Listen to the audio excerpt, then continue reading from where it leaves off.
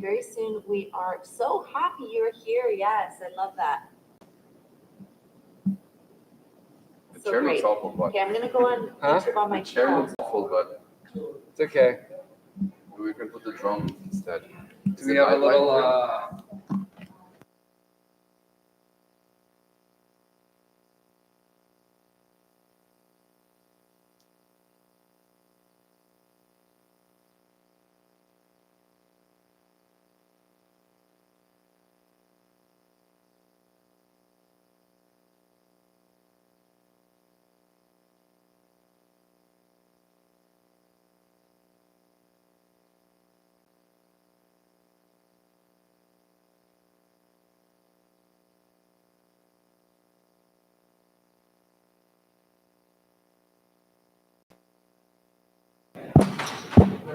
And here you see that the audio is peaking. See?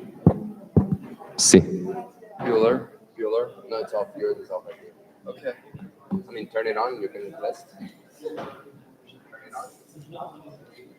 That's feedback. Yeah, test. Check. Satnam. Satnam. Yes? We're getting feedback from. Should we end the Zoom now? Ending the Zoom.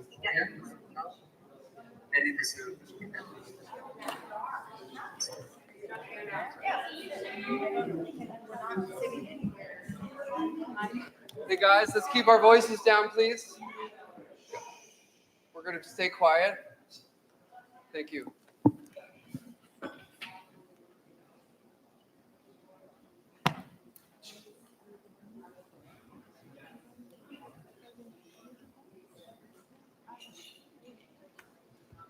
Check. Is the meeting ended? Yes. Check. See? Check.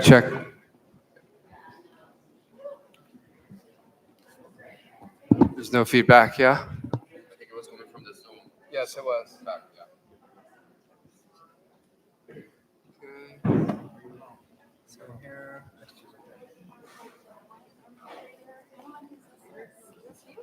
Okay. Great. All right, I'm going to turn this off.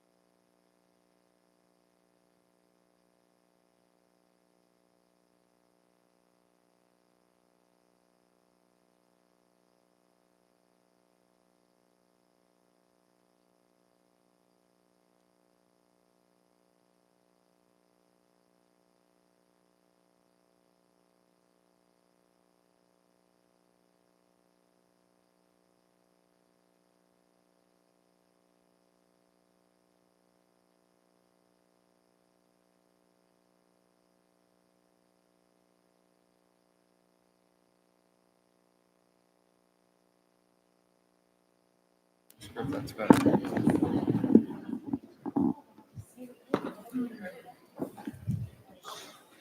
Check, check. Satnam.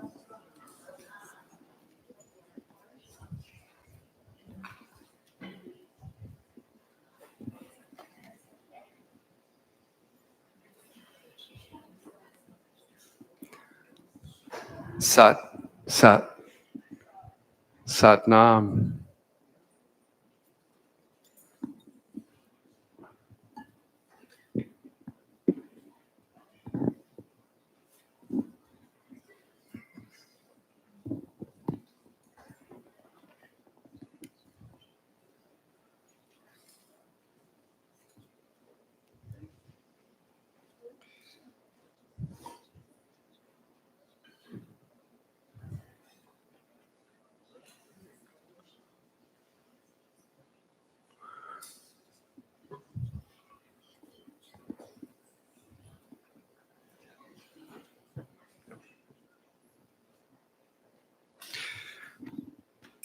Anyone that is on this YouTube live, welcome.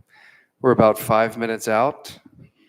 Just a quick announcement that we'll be sitting and Tommy will be speaking for a little while, and we will be moving into a beautiful gratitude breath practice.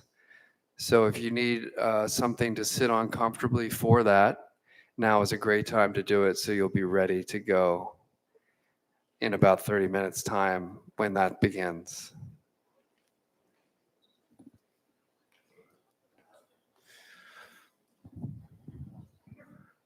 And without further ado, ladies and gentlemen,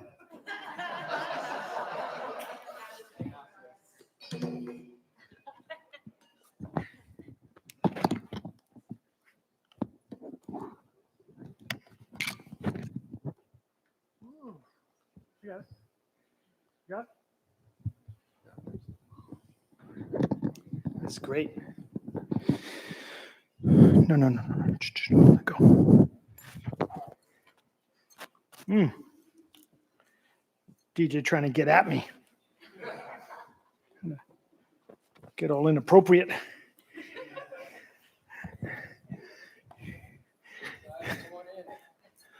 Are we live? What's up, everybody? First, I'm just going to, you guys, I'm just going to address these people here for a minute, and then we're going to be all together. Yes? Can we show the people here? Can we show the people here? Everybody here?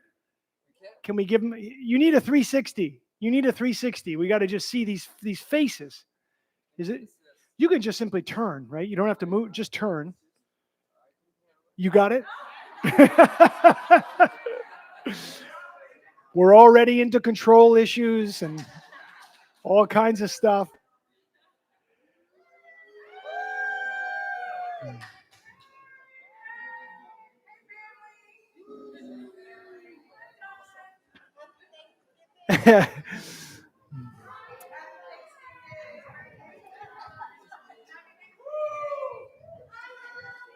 Oh.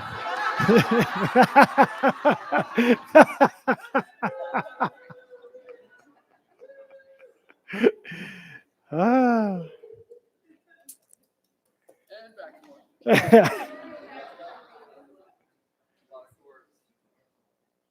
Okay.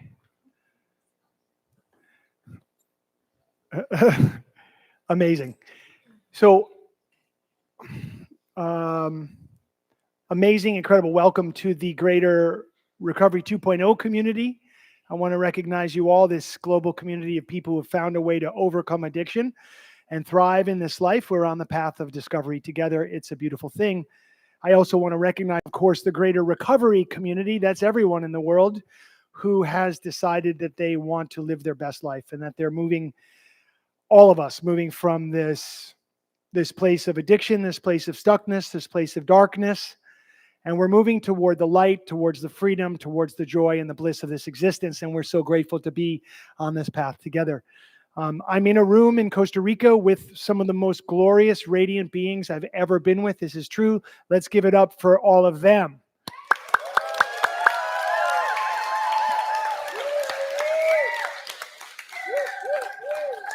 It's amazing. It's amazing. So I want to say also beyond the extended Recovery 2.0 community and beyond the extended recovery community in the world, of course, we want to recognize all human beings and all creatures on this planet, all sentient beings. We actually are all under the same roof. And on this Thanksgiving, which, culturally today would be an American holiday, we're going to extend the meaning of this to all people everywhere. It's always a great opportunity to celebrate this opportunity, an opportunity to celebrate gratitude and to bring that into our lives. So a quick word about what we'll do today, and then we'll do it.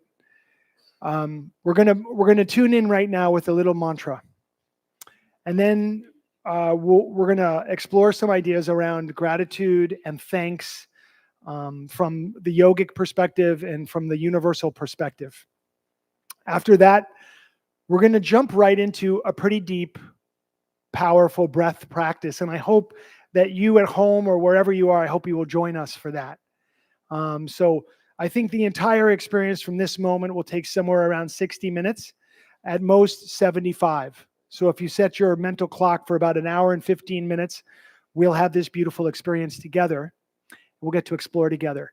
I'm also going to speak with you today in a little bit about how we can come together throughout December, throughout the end of the year, because we believe that to complete things well is really one of the most powerful things we can do as we build momentum for the year ahead.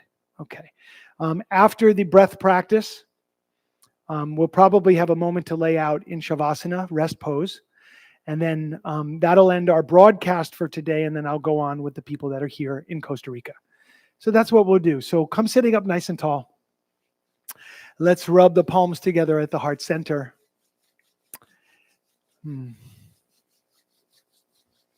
And bring the thumbs against the chest. We're tuning in now with this mantra, Ong Namo, Guru Dev Namo. And the reason we do this is it sets a sacred space.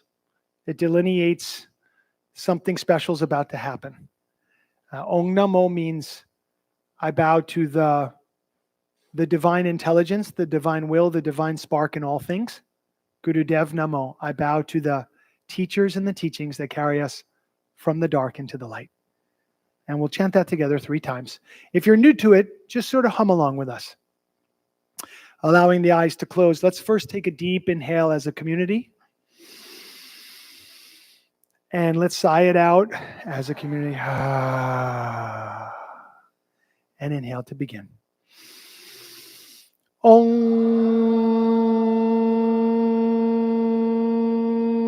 Namo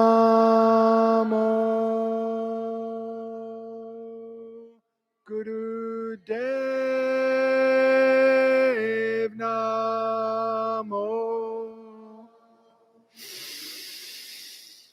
Om Namo Guru Dev Namo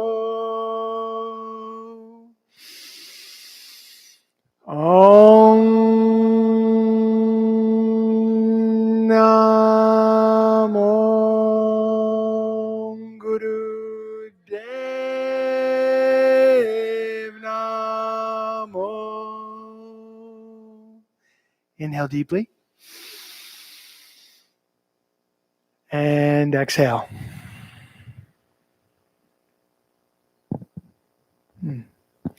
Beautiful. Truly, anybody in recovery from addiction who's ever experienced the mental affliction of addiction in any form, even those subtle addictions like negative thinking or self-doubt or procrastination or resentment or living in that frequency of fear as a baseline reality. Anyone who's experienced this affliction and then has experienced the recovery from that affliction, for that person, every single day is Thanksgiving Day. It's so painful what we have been through as a community. Of course, I began with extending this beyond the room here to the Recovery 2.0 community, to the recovery community, and then to all of humanity. I would just simply say that humanity has been through a lot. Would everybody agree with that? Yes. And I'd say that we're going through a lot right now. Sometimes when we're celebrating something like Thanksgiving, the more cynical aspect of our nature, of our personality, better put, would say, well, why are we celebrating? There's so much suffering in the world. Why are we coming together in this way? Is celebrating denying what's actually real, what's actually going on in the real world?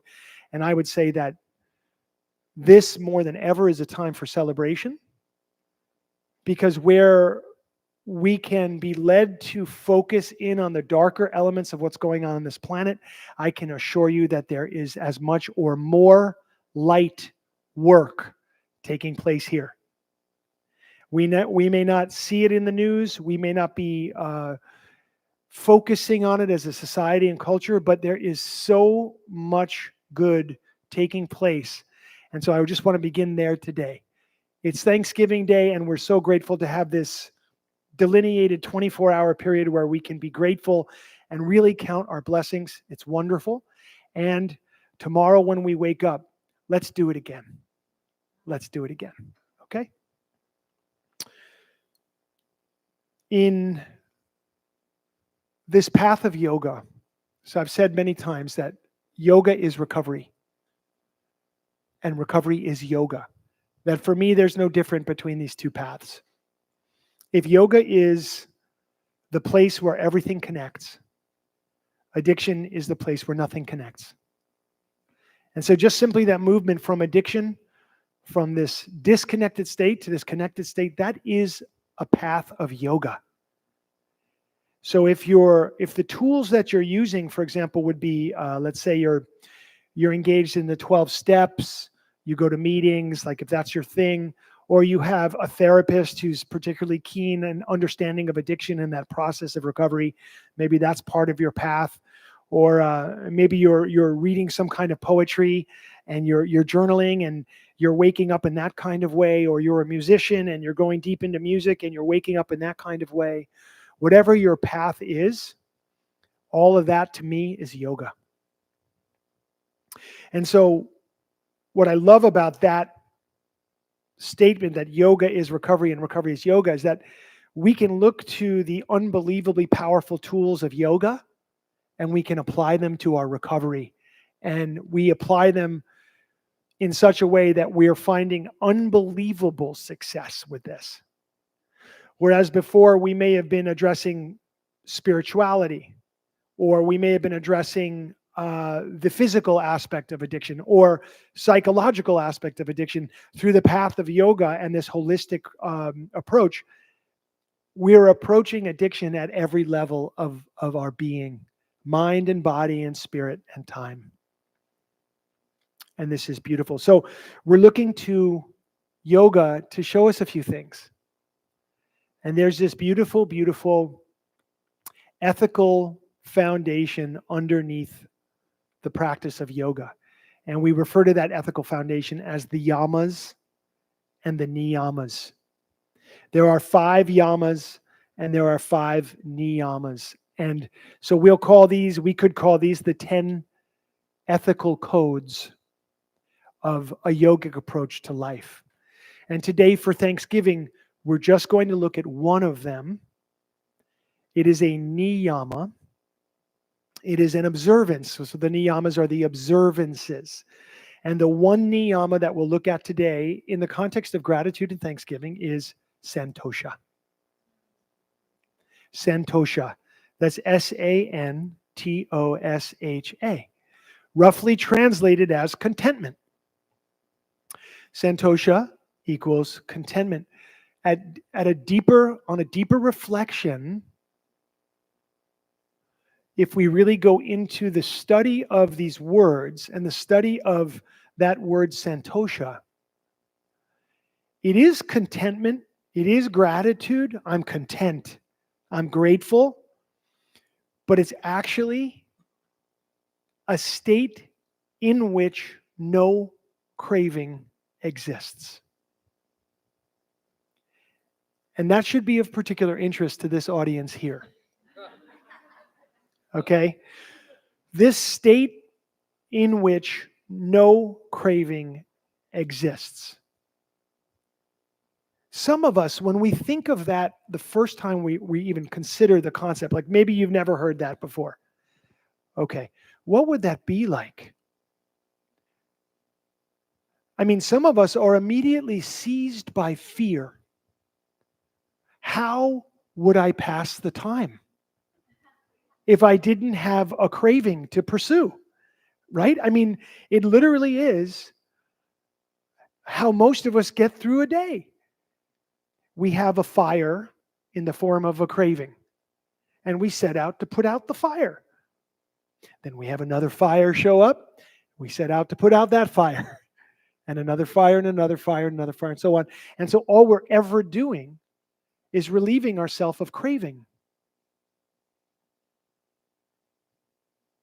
The craving for food when we're not hungry. The craving for anything, everything. The craving for something different. We sometimes refer to addiction as the disease of more. And I don't even know if that's addiction. I think that might be the condition in which humanity finds itself right now. We're caught up in the disease of more. There's always a craving, and we're always having to relieve it. There's always a boogeyman. There's always an enemy. There's another thing happening in the world that we pay attention to that's got to be fixed, and the stakes are higher than ever. Do you know that we've been saying the stakes are higher than ever my entire life? There has never been a year where there wasn't something new that showed up where the stakes weren't higher than they've ever been before. And where does this end? So as we slow down and we calm down and we sit down and we slow down for a minute, we disconnect from the next fire, the next thing that has the highest stakes it's ever had, and we say, what's really going on here? Am I as an individual, and are we as a collective not caught up in something that could be akin to an addictive thought process where the boogeyman never goes away, where there's always another thing that we have to solve for, and where the stakes are always bigger than they ever were? And I'm like, well, hang on a minute. What if I didn't participate in that? What if I didn't participate in that for a minute? I remember a few years ago, I don't know, probably 8 years ago now, I was in New York City on business. I was speaking about addiction at a studio there, and it happened to be during the New York City primaries, this political thing, you know? And so the primary elections were going on in New York City, and a friend of mine was particularly, fervent and into it. And I happened to be hanging out with him, and of course, with all primaries and all elections, it was the biggest stakes ever. It was, once again, you can't even imagine what's at stake here. It's like unbelievable. And I was just going about my business. I don't live in New York State. I'm not, affiliated with a particular political party, and I'm not anti anything except I'm anti absurdity and I'm anti, all of that. And my friend said, he literally said to me, he said, I don't like that you're not more upset about what's going on. And he followed it up and he said, literally, you should be outraged. And I thought about it for a minute, like I should be outraged. And I thought, no, I'll let you be outraged. Like, frankly, it isn't looking good on you. And I don't want to emulate that and have a really crappy day because another thing is going on with the biggest stakes ever. Now, don't get me wrong. It's, I believe in due process, and I believe in people coming together to speak up for what they believe in. And I do believe still in the common good. And I see that that's not necessarily always served through our political process. All I'm saying is It's always a choice, isn't it? Could you have an opinion and a position on something without being angry about it? Could you have an opinion and a position on something, and somebody comes up to you and challenges you with a different position, and could you just allow it to be and not be dragged into outrage? You know? But I thought about it, and I was like, that's the thing that's going on today is, Kia, my wife, brought to my attention somebody recently on a podcast that said World War III has begun. It's already here. It's just happening in the digital realm. And that was very profound for me to hear that. That struck a chord with me. I think it's true. It's happening right now. Everybody, the whole world is fighting. The whole world has picked up arms and is fighting each other. Everybody thinking that they're going to convince someone else of their opinion? No. It has basically never worked. And so here we are, just at it. So the yogis ask us, the teachings and the scriptures ask us to consider this concept of a life beyond craving. And what would your life be if you weren't putting out the next fire? If you didn't always have something to chase? I'll tell you that what I have noticed in this world that is living from fire to fire, in the relief of the craving, one confuses the state that they have with happiness. So people begin to think that happiness simply means how I feel when I relieve myself of my most recent craving. I'm now happy. And that is a very, very low level place to live. If you live that way and you have that misunderstanding, you will never find happiness. You're not even in the realm of contentment, and you won't ever understand a life beyond craving. Do you understand what I mean? Because if my sum total sense of happiness and contentment in this world is how I feel in relieving a craving, and my mind gets a hold of that idea, then all I'm going to be doing for the rest of my life is looking to create a craving so that I can relieve myself of it.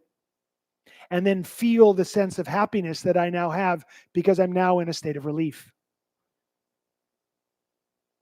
So this concept is so foreign to most people that the idea of Thanksgiving becomes really about overeating in the United States of America to a great extent. I don't think that's like inappropriate to say that.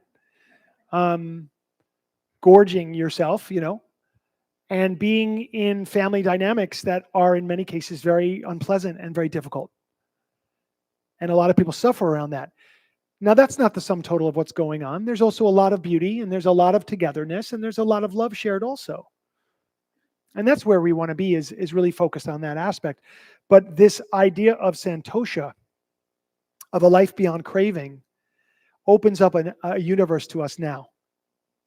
And it asks us, who would we be if we weren't chasing something? Who would we actually be? What would you do? Like, all joking aside, how would you spend your time if you didn't have anything that you were chasing after?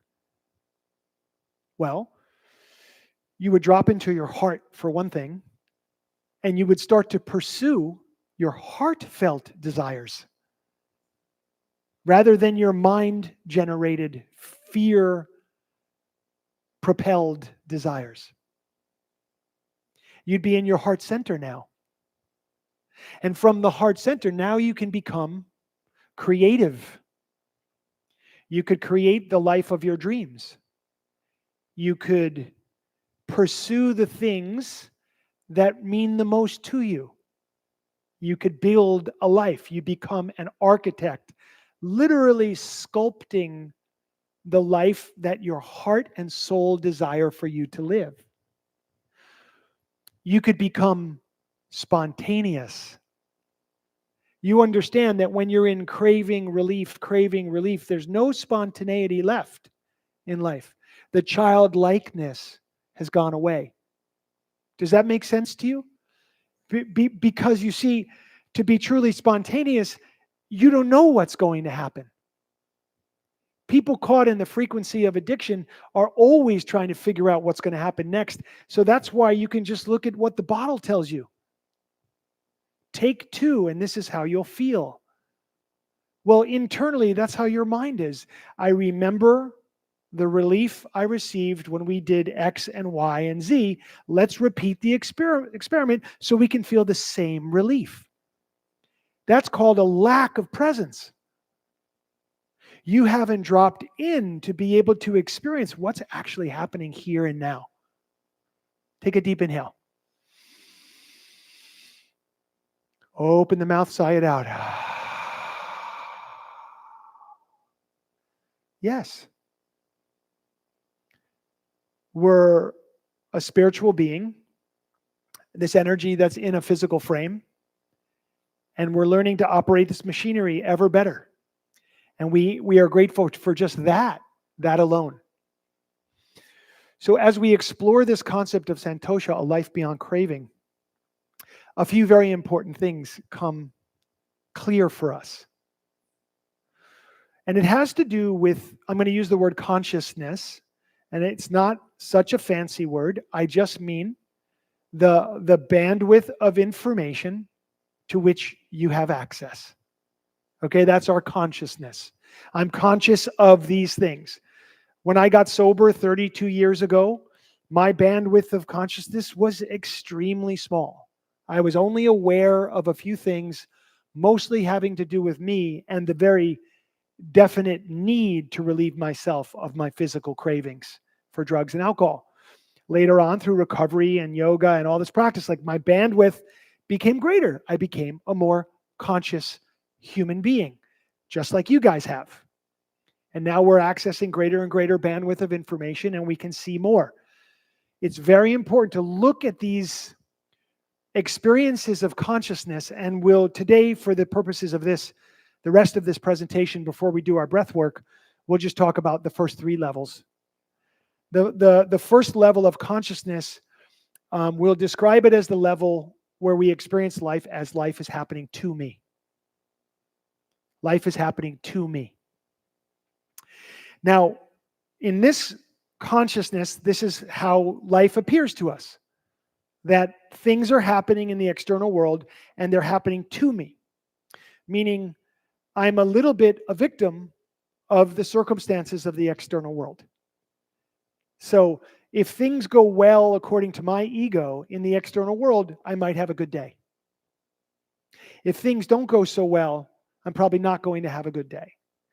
I'm going to have many more not good days than good days when I'm in the consciousness of life is happening to me. Say, I got that, Tommy. Thank you. So yes, we are in the passenger seat of our life. Something else is driving the ship. We can't even get our hands onto the wheel. Not possible. And so we feel like we're swimming upstream. We feel like we're a victim. We are disempowered in this state of consciousness. But we won't think so. Raise your hand if you have ever had somebody come to you who had that victim energy. Raise your hand. Okay, so the whole room is raising their hands. Now raise your hand if you've ever been that person with that victim. Everybody's raising their hands. We understand what this is, and we all seem to go through this portal. Now, there are 2 behaviors that are very specific to this level of consciousness. The first behavior is blame, and the second behavior is complaint. Blame and complaint. When we are in the consciousness of life is happening to me, we are not in the habit of taking responsibility for our life because our life doesn't appear to be in our hands. It's got to be somebody else's fault. Who's responsible for this? You know what I mean? How did this happen? Who can I blame? And if I can't find anyone to blame, I'm certainly going to let you know how things are just not well right now. I'm going to have to dig into complaint. Now, this is one of the most important teachings I ever received on the path of yoga. I was in India with Kia, and there was a teacher speaking, a brilliant spiritual teacher who was delivering a lecture. The very first sentence of the lecture was, relent, complaint. Relent, complaint. And like my ears perked up. I was like, wow, I actually know what those words mean. And I'm wondering if he knows what those words mean, because that's a heavy thing. You're asking me to relent, complaint, second sentence. Never complain about anything ever again. And I burst out laughing because I thought, how audacious. What an advanced practice. Can you imagine not complaining about anything ever again? Oh my God. Third sentence, and this was the key. You cannot complain and experience gratitude. They don't live together. And in that moment, I recognized that there were countless times I'd use that word gratitude and not meant it. And would it be possible for me to become more conscious of myself in the world and to stop complaining? Because the rest of the 2-hour lecture was about the power of gratitude.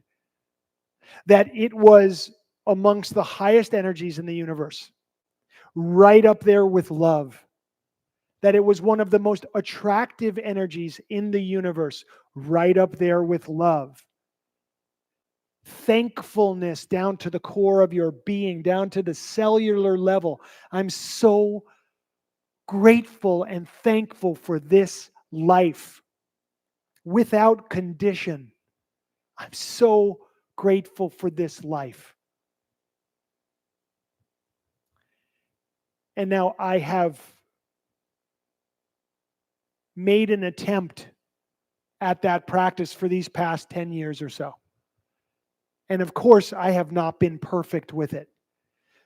I do want to report, though, just hearing the suggestion of it, that I have been much, much better and been able to catch myself in complaint. And when I don't catch myself, sometimes people will point it out to me. And I can immediately say, yes, inside, Tommy, this is complaint. Stop. Own it. Do better next time. Move on. No guilt, no shame. This isn't about that. This is about a practice of awareness, of not complaining in life, so that I can reap the unbelievable reward of gratitude. I can't even get there if I'm complaining. And it's so amazing of an experience, I don't want to miss it. How many times have you heard in the rooms of the 12 steps, a grateful addict never relapses? You could just simply say, a grateful human being is on the path of discovery. They never go back. Gratitude is an evolutionary, it's like a fuel for your evolution. You will get where you need to go in this life through the energy of gratitude. And I was told, and it resonated deeply with me, if you're complaining, you can't get there. So at this first level, this consciousness of life is happening to me, there's a lot of complaint there. Something needs to shift. And there's a lot of blaming there. I'll let you know when it's your fault, you know. I once said to my teacher, I literally said this, if I end up I'm gonna modify this. I'll do it this way. What if I end up, saying something and somebody has a bad reaction to it, and then I have a difficult sort of experience with that person, and it really blows up into this nasty thing, and there's resentment and there's all this stuff. Is that my fault? Now, what he said to me was, Tommy, your life is 100% your fault. Now, here we get into a very quick side note where people say, always people come and they say, well, wait a minute. Is it a child's fault when they are abused? Is it a child's fault when they're taken advantage of? Of course not. That's not what we're talking about here. What we're talking about here is being an adult now. I am responsible for this life. My thoughts, my words, my actions, all the deeds of my life. And I have seen the cause and effect of my thinking and my actions in time and space. I have seen it so clearly that there's no more a doubt that I am co-creating this reality with my spirit, my higher power. There's a co-creation going on here, and it very, very much plays in a certain kind of way, what we in yoga refer to as karma, or the law of cause and effect. When we move up out of that level of consciousness, something extraordinary takes place. Now we're in the level of consciousness which can be described as life is happening for me. Life is happening for me. Okay. Now this is a quantum shift. Quantum from life is happening to me. Now we look at all that happens in life as a gift. The joys, of course, it's easy to feel like they're gifts. We're joyful. But the challenge is we also see that they carry within them the next lesson plan for our spirit, our soul, our being to experience. That this is why in the Recovery 2.0 prayer, we say thank you for the joys and challenges of your life, of our lives, because we are grateful for the joys and the challenges. Do you understand? Yes? We do not complain or blame when we're met with a challenge. Instead, in the consciousness of life is happening for me, I understand that this is meant to happen. This is here now. I must have brought this on, consciously or unconsciously, but here it is now. What will I do about it? How can I learn from this? What can I learn from this? I know that if I avoid this, it will persist. So I need to learn the lessons of this challenge, whatever it is, and then I need to move on from there. Very, very huge difference. Now we're in the driver's seat of our life. Now we can start to have response ability. The ability to respond consciously to life on life's terms. Now, all of us in the greater circle of recovery in the world, and maybe all of humanity, as we've said, has experienced some incredibly difficult things. We know traumas, we know dramas, we know stories, we know pain and suffering of the human condition, we know grief, all of it. Now we have an orientation where we can look at life as it is. We can learn what life is trying to teach us. I have said it so many times, the universe doesn't seem to care about my personal comfort.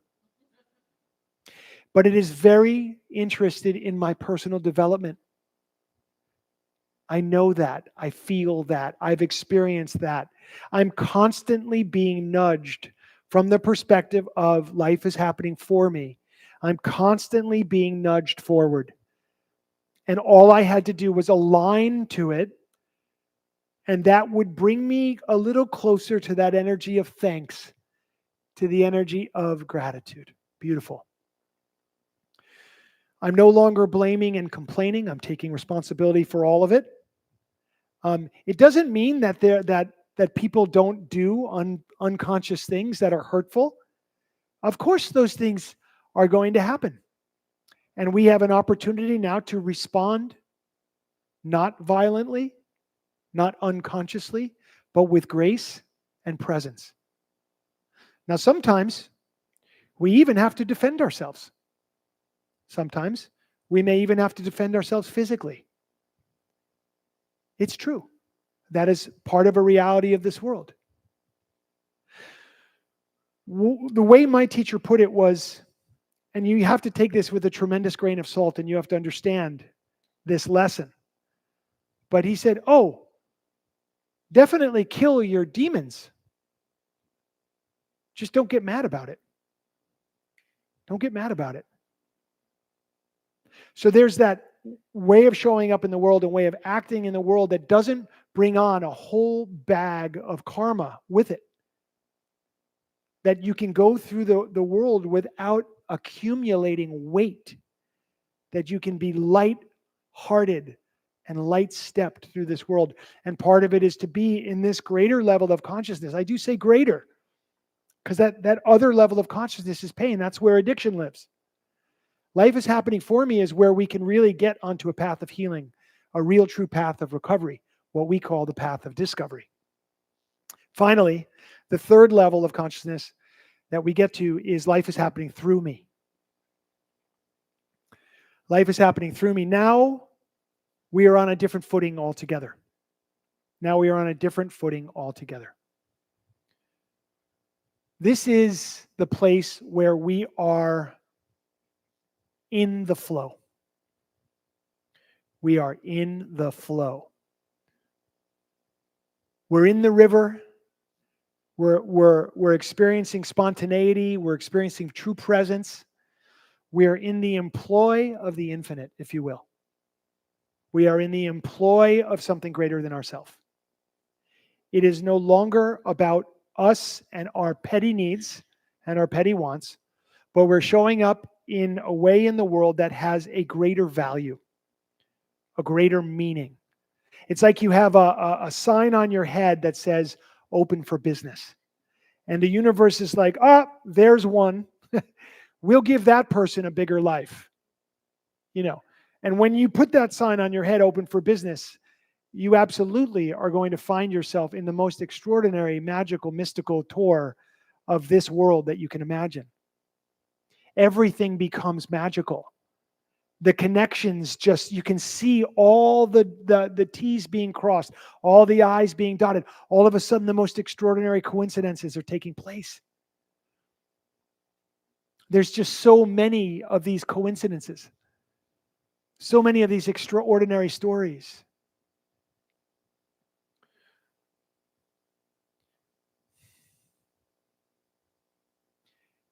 And all of a sudden, everything starts making sense. You're supremely creative. And you're in the energy of service. You're serving. Now, for this community that struggles with codependency, I'll give a side note here. You're not serving in a way that's depleting. You're serving in a way that is empowering, that is appropriate, that is perfect for you. When I first got sober, there was this guy in our home group, and he was like, I'm not kidding, this guy was like very, very, very unhealthy in his physical body. And he was a sweethearted, unbelievably sweethearted, and amazing soul. But he smoked cigarettes and he drank coffee like it was going out of, and it was just, I didn't want to emulate this man. I didn't want to be like him. At the same time, this man in that intoxicated body had probably taken 5,000 men through the 12 steps and saved their lives. One at a time, individually, for like 30 years.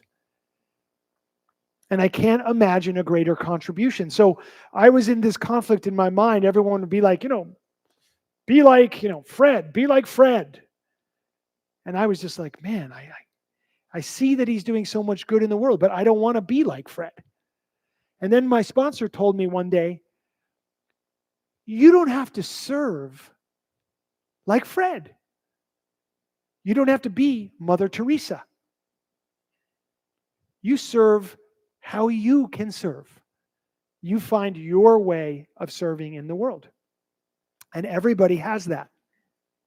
And when I say serving, it doesn't mean you're falling over yourself trying to open the next door for somebody in these ways. What I mean is, you are simply in the energy of service.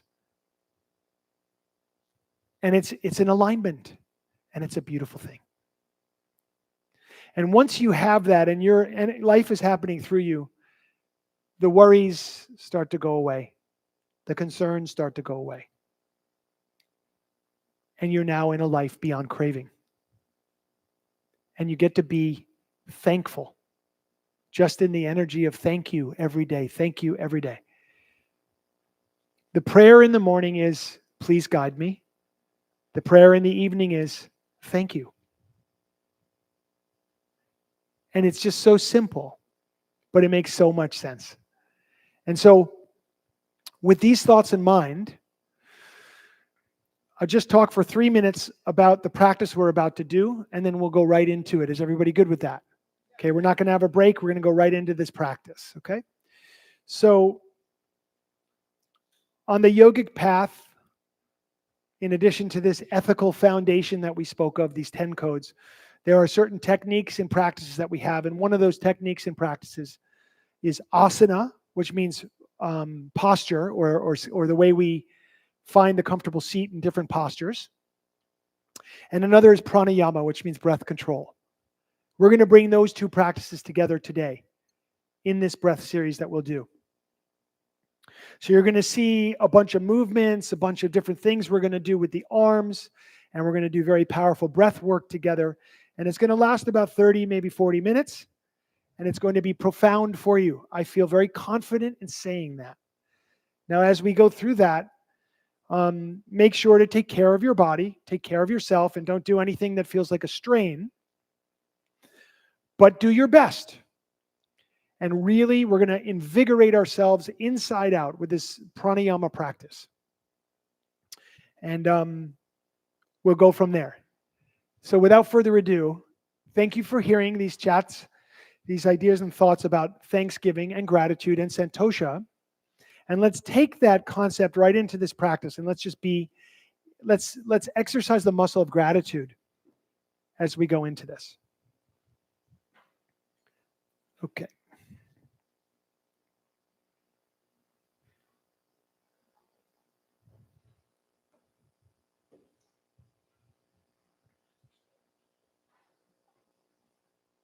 Okay. Let's get us on the clock here.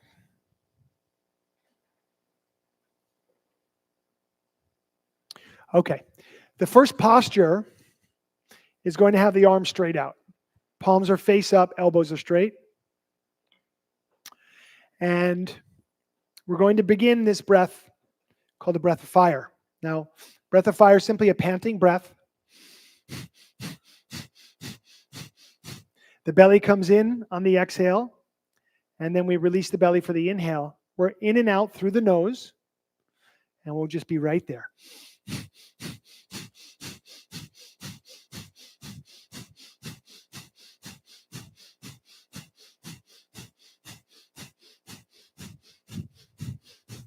Extra credit if you close the eyes and draw the eyes to the third eye point.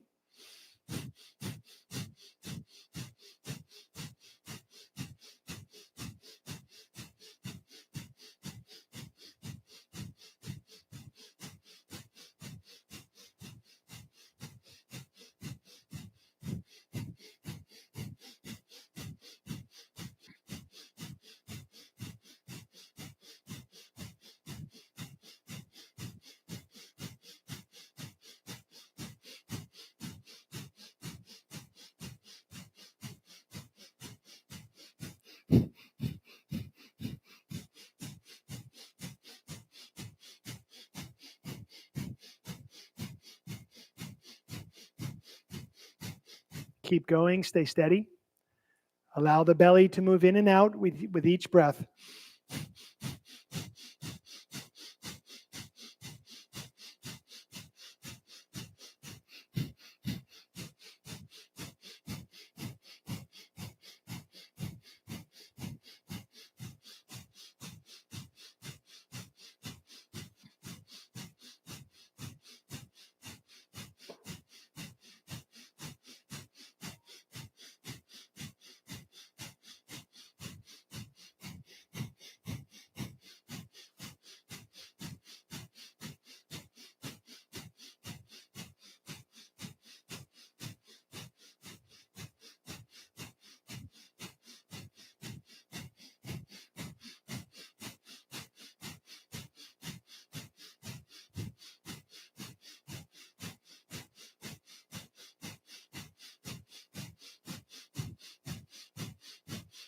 Inhale deeply. Bring the palms together at the heart. Press firmly. Hold the breath.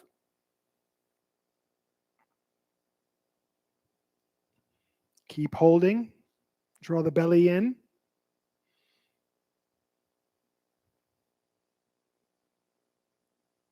Inhale a little more. And exhale. Relax. Sitting nice and tall. A deep inhale. And a full exhale. Beautiful. Just let that settle for a moment.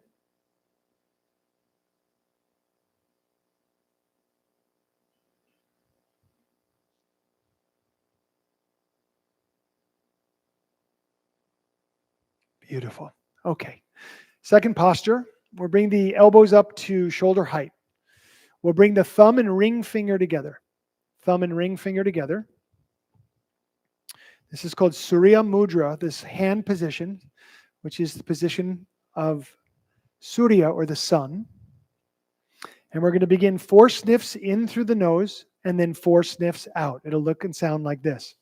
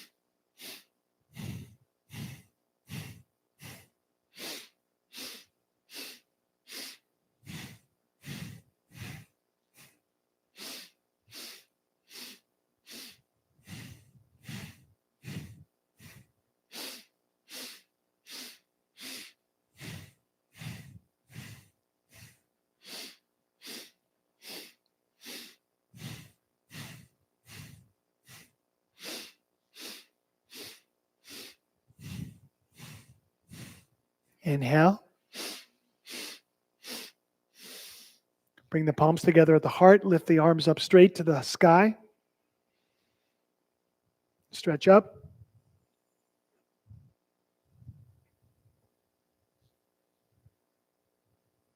And exhale, relax.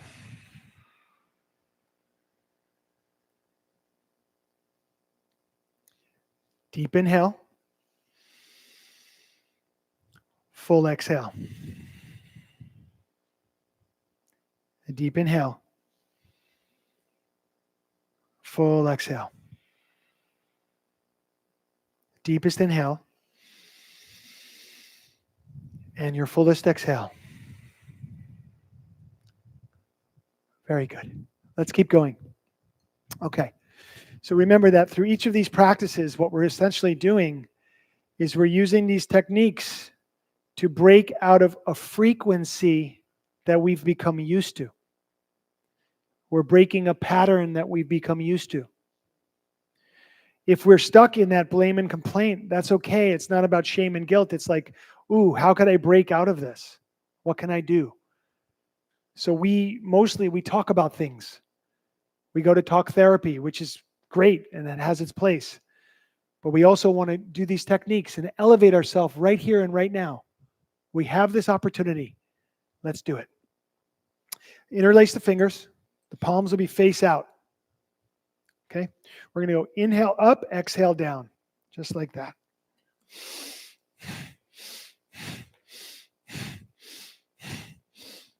Just like that. Stay steady.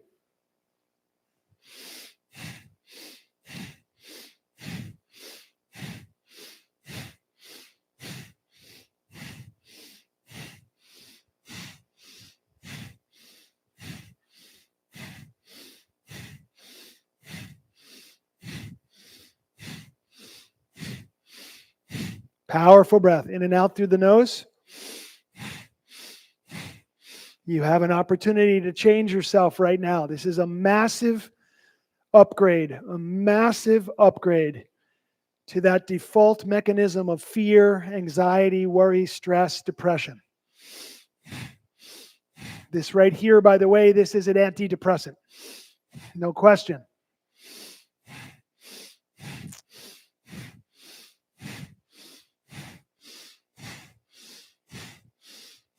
Put a smile on your face. A lot of people here in the room, they're cringing a little bit. I don't know about you guys. Put a smile on your face. Come on. So many options, so many places you could be. This is how we're spending our Thanksgiving. We're getting out ahead of it. Amazing. Let's be grateful for it right here and right now. Let's experience a deeper level of contentment that we're talking about here with Santosha.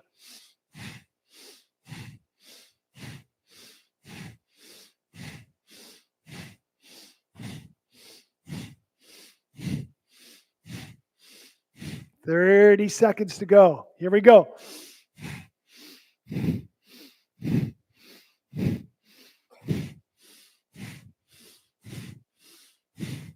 I love my life.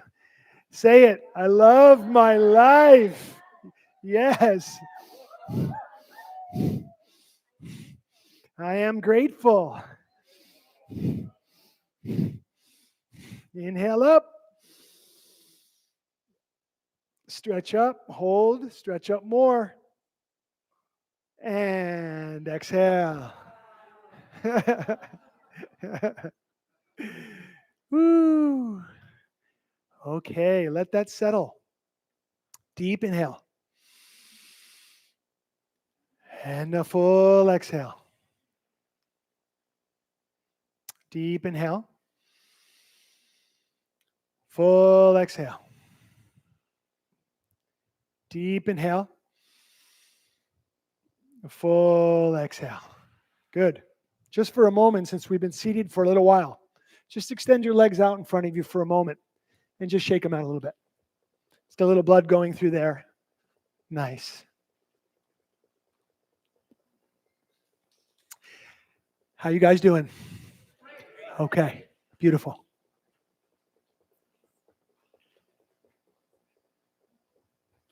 Okay. On we go.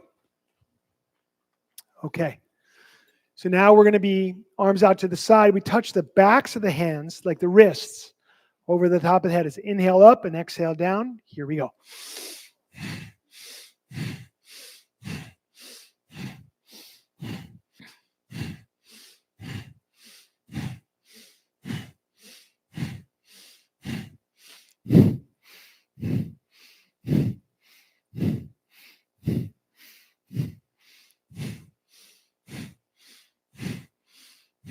Honestly, you look so radiant. It looks so amazing. Wow. Yes. Sincerely, you guys at home, we have some amazing Costa Rican people in the room here. They're practicing with us. They've been in amazing service to us all week. And, I think they've drank the Kool-Aid. It really looks good over there.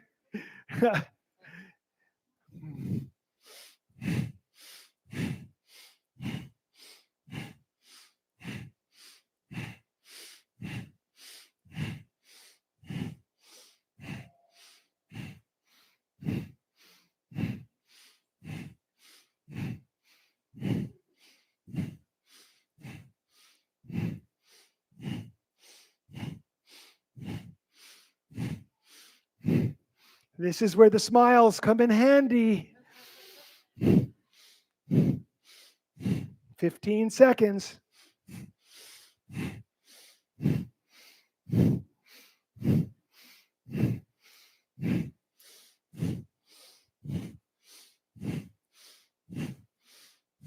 Inhale out to the side. Hold the breath. Press as if you're pressing against two walls. Straight as the arms can be. Press more. Sip in a little more air. Press more. Sip in a little more air. Very gently, no drama. Exhale. That's it. Okay. Deep inhale. And a full exhale. And deep inhale. And a full exhale. Deep inhale. Full exhale. Deepest inhale. Fullest exhale. Very good. Okay. Now, bring the arms up here right again. Thumb and forefinger together. We're going to be twisting open the spine now. Inhaling to the left and exhaling to the right.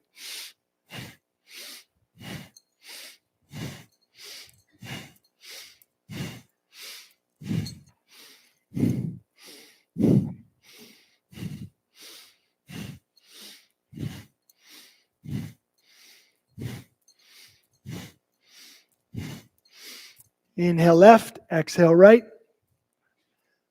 Keep the elbows up to the height of the shoulders.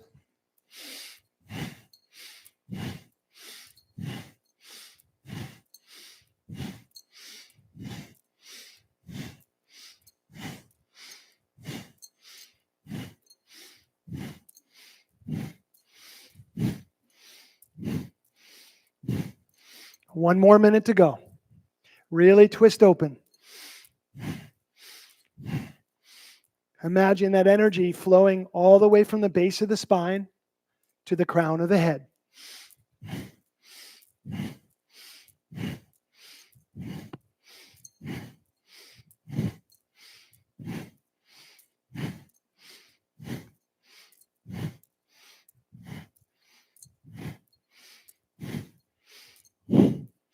Keep going steady.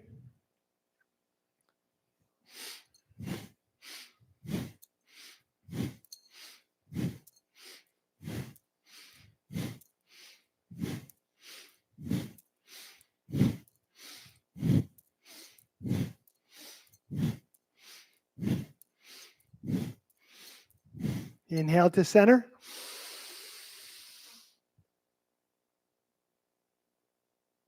And exhale. Turn the palms face up. Come into a meditative posture. And close the eyes, settling in for a moment.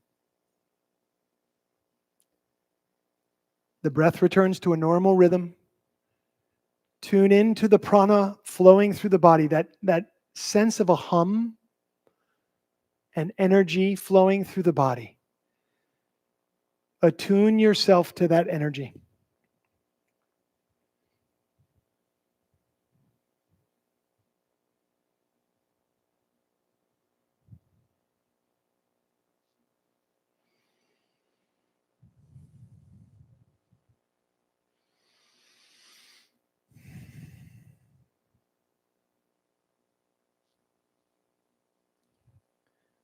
Tune into this sense of being alive, this life force running through you.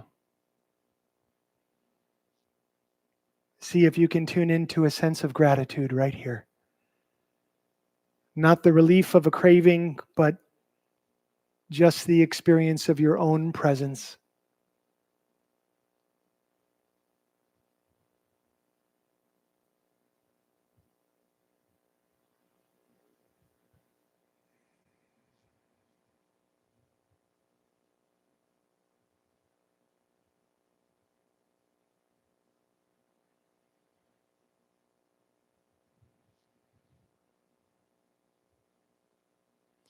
Let us take a deep inhale together and a full exhale. Bringing the hands up onto the shoulders so the forefingers are in front and the thumbs are behind. We're going to inhale down to your left, exhale to your right. Inhale left, exhale right.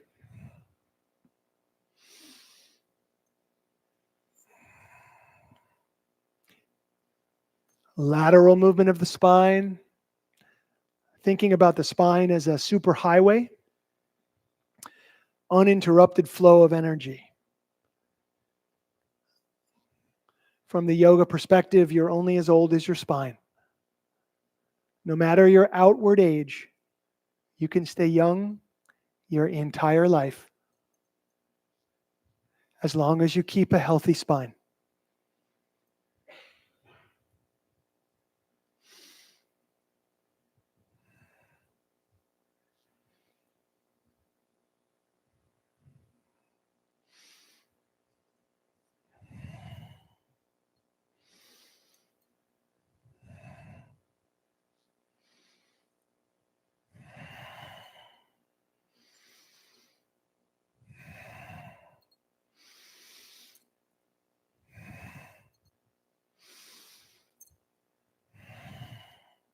Stay steady. Keep flowing.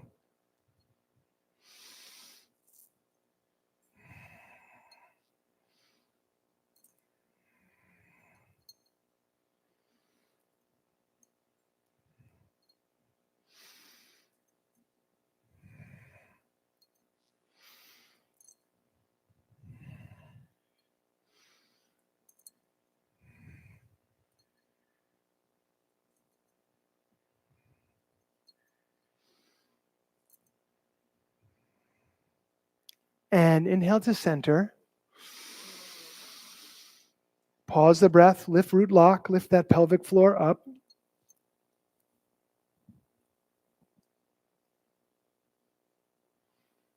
And exhale.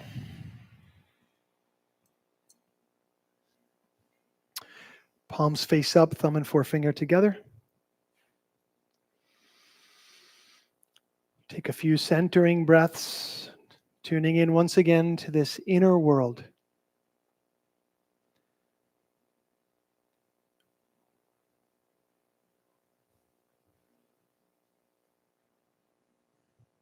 This opportunity to live beyond craving, to live in creativity, in spontaneity, is close at hand.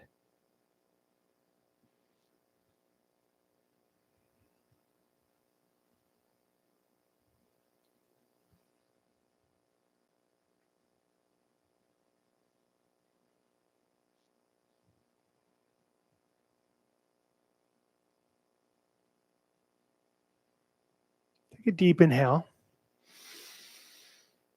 and a full exhale. Come with the eyes open. Okay, we're going to do a rapid alternate nostril breath. For this first one, we'll be inhaling left and exhaling right only. So it'll look like this. I'm using my thumb for the right nostril and my ring finger for the left.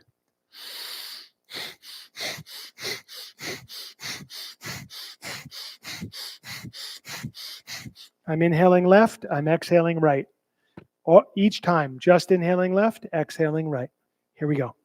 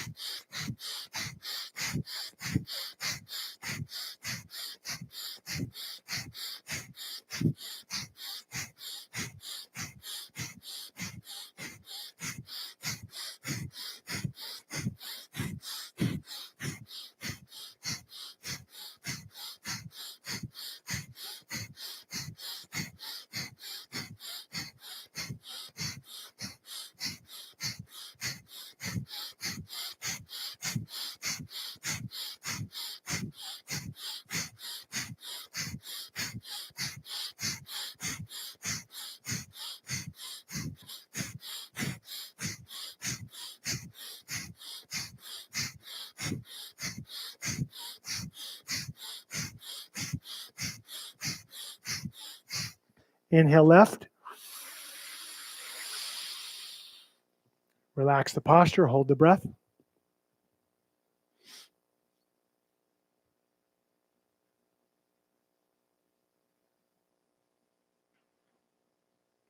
And exhale. Let's take it over to the second side. So now we'll inhale through the right and exhale through the left. You can use the belly to pump like we do in Breath of Fire to help you with the exhale. But we'll inhale right, exhale left.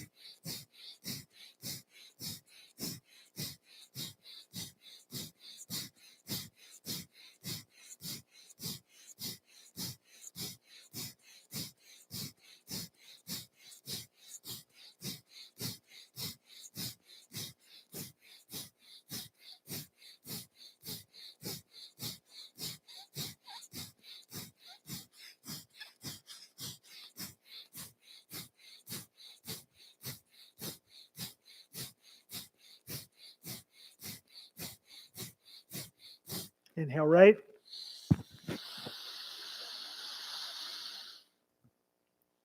Pause the breath. Relax the posture.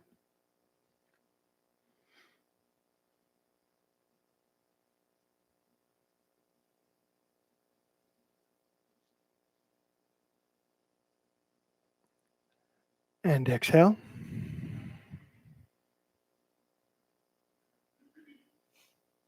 A deep inhale.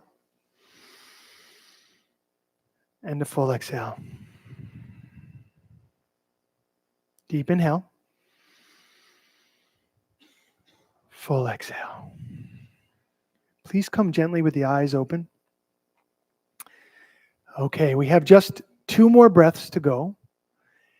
And I'd like to ask you to reflect on if you feel a little differently now than you did at the beginning of the practice.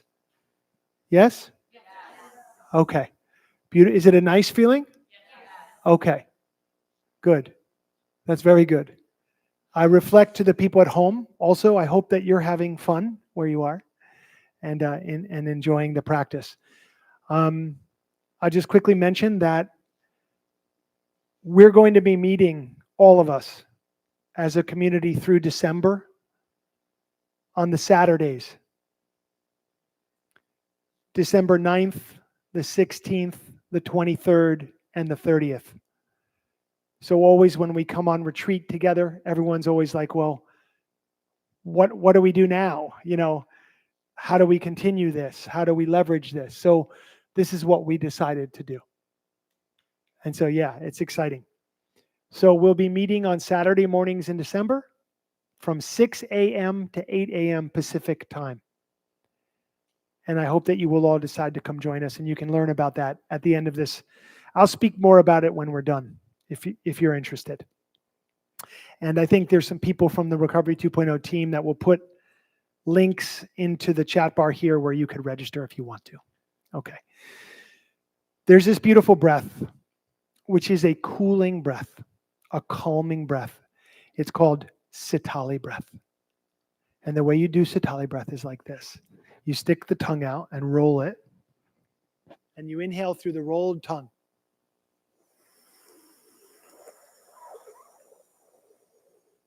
Then you close your mouth and you exhale through the nose.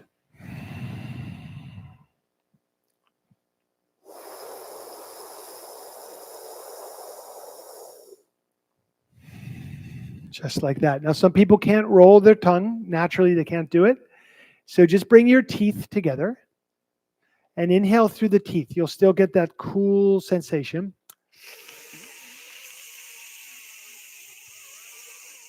And just like everyone else, you'll exhale through the nose. So let's just go into this Sitali breath, an incredibly cooling and calming breath. And then we'll do one more after that, and then we'll lay out in this beautiful Shavasana. Allow the eyes to close. And let's begin our Sitali breath.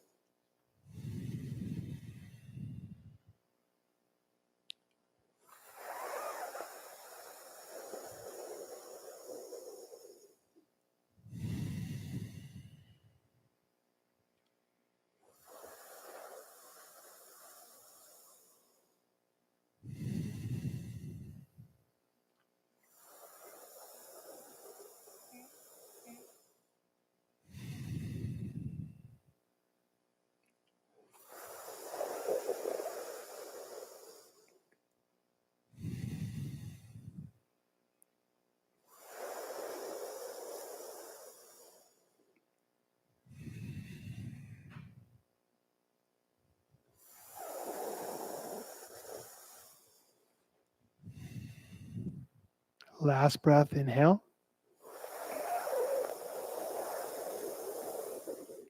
Pause the breath.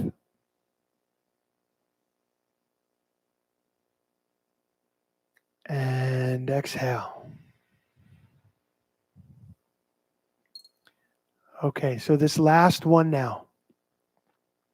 It's simply a turn with the head through inhaling and exhaling through the nose. Inhale, to look to your left.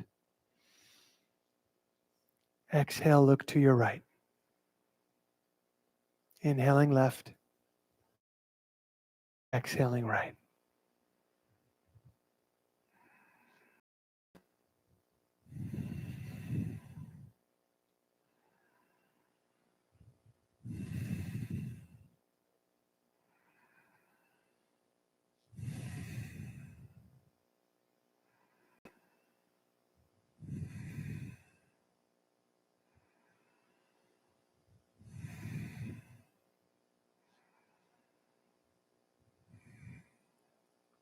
Inhale to center, just like that. And exhale. Okay. So do not leave. Give yourself a chance. Lay down. I know the people in the room won't leave because I can see them. But I don't want you guys to leave. I just want you to lay out. It's very important. Just 3 minutes. Shavasana. Let this integrate into the mind and into the body. Give yourself this treat. And then we'll speak just for a few minutes about what's next. And then we'll break. Okay, here we go.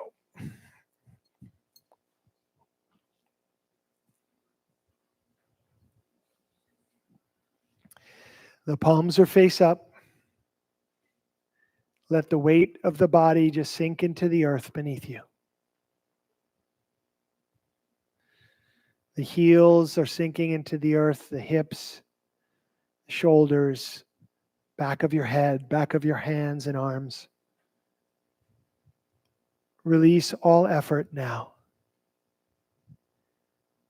Be in the blissful afterglow of this practice.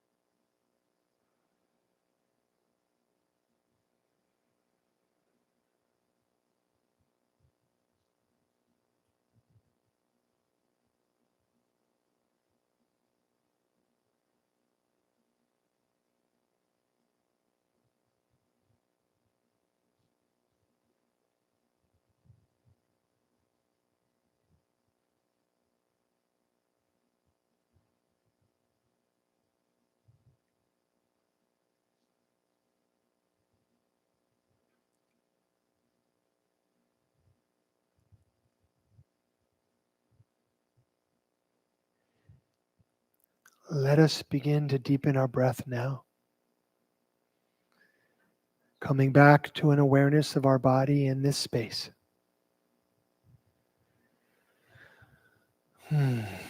Wiggle the fingers and the toes. Rotate the wrists and the ankles. Rub the palms and even lift the feet up and rub the soles of the feet together. Stimulates the nerve endings in the bottom of the feet and the hands. Extend the full length of the body and inhale.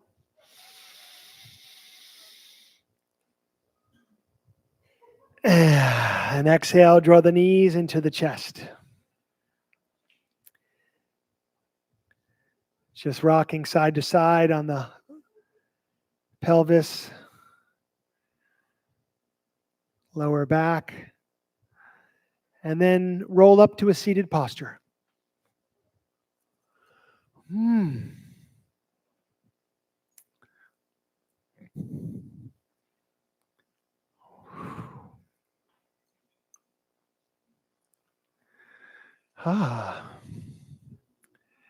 Beautiful. How are you doing? Yes? Good? Okay. Good. So, to do a practice like this is a good idea every day.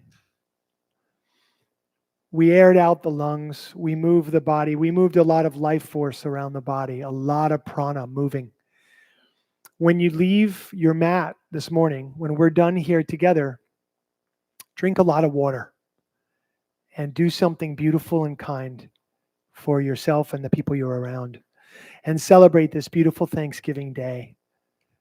So wonderful. I'm supposed to give you like a kind of a pitch now for December, and I find it impossible to do with a straight face. So I'm gonna do a pitch for you the way I hear most internet marketers give their pitch. You ready? I'd like you to know about a very special event, the most special event you've ever heard of. And I'd like to invite you into it. We normally would charge $1 billion for this event, but for you, we're only going to charge an incredibly small amount of money so that everyone can come. That part is true. We want everybody to come. So we've made it very inexpensive. What else can we say? If you don't make it to this event, you could die. Isn't that how they make you feel? It's like, it's unbelievable. Anyway, so I have found the practice of yoga and meditation to be extremely helpful for me in my life, and it is my life's work to share it. I really love it so much. If you liked this practice, come and join us in December and these Saturdays that I spoke about. There will be many, many hundreds of us, and I do feel that December is a critical month for us because it's the month where there's the highest rate of relapse, number one, the highest rate of suicide in our community, number two. We have an opportunity not to be alone. We have an opportunity to come into community together. We have an opportunity to elevate together, and there should be nothing in the way of us coming together as long as you want to do this. So we've put together this program. It's called the 8-Hour Awakening. Why 8 hours? Because we meet for 2 hours every Saturday for 4 Saturdays. And we'll do a morning practice for an hour first every Saturday morning. And then we will have a lecture and a presentation afterward. Or maybe we'll reverse that some days. But that's the idea, so that we can be elevated and we can move energy through the body and really feel like we're part of a wonderful community, because we are, and we can do something great in December. Literally, I'm not kidding when I say, if you know anybody who struggles with depression, stress, anxiety, addiction in any of its forms, please tell them, let's be together. Let's just come and be together. It's very easy. Let's do this. Okay. So I want to say to everybody at home, maybe we could also, everybody could say, you could spin around and say, everyone could say hello. Love and blessings. Happy Thanksgiving. Well, I guess we'll tune out with a quick long sat and a short nam. So bring the palms together at the heart. Take a deep inhale.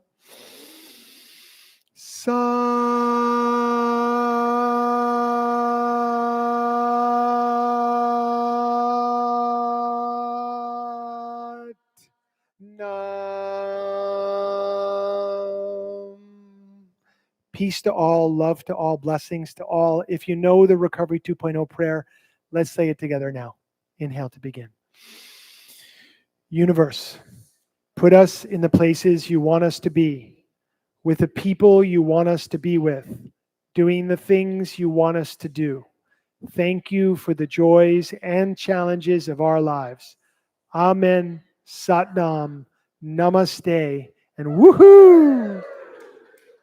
We'll see you guys in December. The links are all in the chat bar, or you'll hear about it. Okay, come be with us, and then let's everybody say hi to everybody.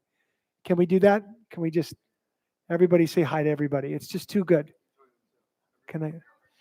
Okay.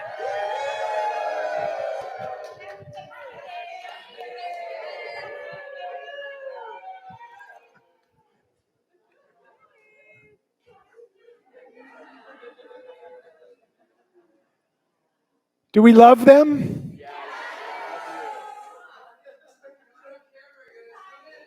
Everyone come in. Everyone come up. Come up close. Come super close. Go right in. Go right in. Love circle. It's a love circle. Happy Thanksgiving.